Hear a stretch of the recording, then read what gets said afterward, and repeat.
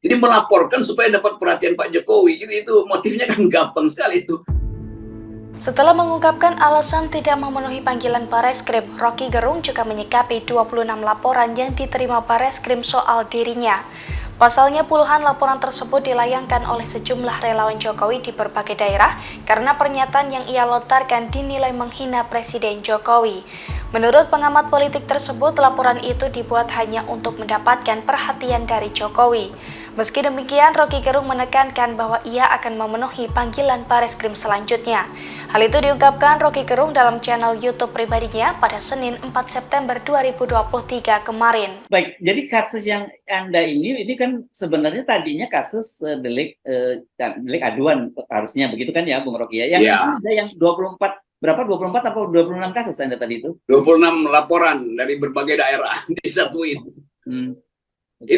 Itu kasus jadi kasus pidana sebetulnya tuh, dan ya disangkakan soal ada yang bagian ITE, ada yang bagian undang-undang KUHP 46, macam-macam versinya, tapi semuanya itu soal pidana, sehingga saya kira masuk akal kalau Bareskrim ambil alih itu dan disatukan aja sebagai kasus. Karena toh deliknya ya mirip-mirip lah tentang hal yang sudah orang ketahui, karena saya menyebut sesuatu yang dianggap menghina presiden. Ya. Dan itu kalau tidak disatukan gitu, ada 26 kasus di berbagai Polda kan, itu juga repot banget ya Anda, dan saya kira baguslah dia dikumpulkan oleh Bareskrim gitu, sehingga tetapi saya kira mungkin Bareskrimnya juga ini kasus begini karena itu kan bahkan merepotkan Polda begitu ya. Masa 26 Polda menangani kasus Anda semua dan dengan kasus yang sama, kan itu nggak lucu juga saya kira.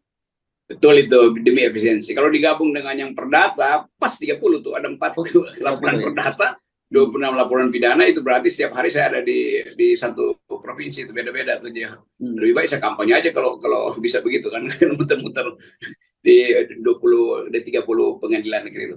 Tapi saya percaya bahwa teman-teman atau penegak hukum, polisi terutama, itu paham bahwa memang karena dilaporkan harus diperiksa tuh. Tapi saya agak yakin bahwa ini kasus yang agak sumir tuh, dan nanti justru pembobotannya itu akan menyebabkan indeks demokrasi kita turun lagi itu, karena nggak ada delik sebetulnya di situ. Tapi oke, mungkin para saksi udah diminta atau banyak hal yang bisa jadi fakta baru, tapi saya akan datang dalam panggilan itu.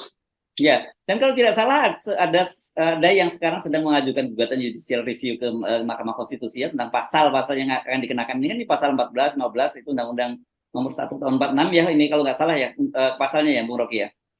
Ya, itu udah keberapa kali nih pasal itu dia diajukan tuh sejak zaman di LBH, pasal-pasal itu diajukan tuh. Jadi mungkin ada novum lagi karena perubahan iklim politik, maka relevansi dari hukum itu sebetulnya udah nggak boleh ada tuh, karena KUHP baru mengambil alih justru pasal-pasal itu, walaupun belum efektif. KUHP mungkin baru tahun depan, tetapi filosofinya kan jelas bahwa itu adalah delik aduan tuh, dan sebetulnya hal-hal yang menyangkut delik aduan yang sekarang disebut sebagai penghinaan itu memang wajar ada di dalam masyarakat beradab itu menegur pemerintah tuh, bukan pemerintah yang menegur rakyat, apalagi pemerintah memenjarakan rakyat kan. Jadi nggak boleh itu dalam iklim demokrasi pemerintah memenjarakan rakyat karena dia ditegur oleh rakyat, entah itu dalam bentuk sinisme, dalam bentuk halus atau kasar, nggak boleh. Di pemerintah bahkan nggak boleh melaporkan warga negara kok.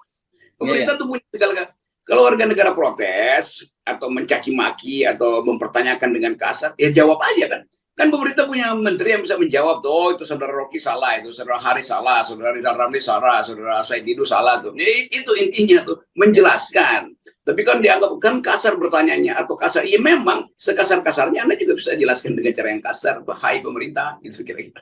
Ya, tapi kan masalahnya sekarang justru anehnya itu laporan ke Anda itu datangnya bukan dari kalangan pemerintah, dari kalangan rakyat biasa juga, atau kita sebut mungkin supaya lebih keren dari civil society juga begitu.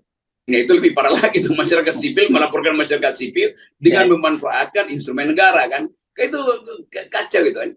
Jadi negara, ada pihak kepolisian misalnya terpaksa mesti proses, itu absurd. Betul. Kan masyarakat sipil diberi fasilitas untuk bercakap-cakap, itu ngapain sering lapor? Kecuali ada pidana pembunuhan atau penipuan atau segala macam. Masa perselisihan pikiran antar masyarakat sipil harus dilayani juga oleh aparat negara? Itu juga ngaco juga.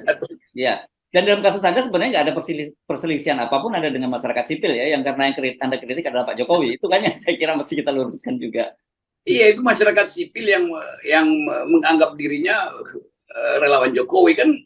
Nanti legal standingnya apa relawan 1, 2, 1.000, 200.000 kan itu poinnya kan. Masa 2 orang menganggap sebagai relawan Jokowi lalu melaporkan saya, padahal sebetulnya orang yang lain juga merasa ya kita laporin lah supaya dapat perhatian Pak Jokowi. Jadi melaporkan supaya dapat perhatian Pak Jokowi itu motifnya kan gampang sekali itu buat dia tuh. Karena tiba-tiba dalam 1 bulan ini semua pendukung Pak Jokowi melaporkan saya. Jadi sebetulnya ini cari muka aja soal. Tapi oke, lepas dari kecurigaan saya yang kelihatannya memang masuk akal kecurigaan itu, kita minta Pak polisi ya untuk memproses dengan cara yang masuk akal juga.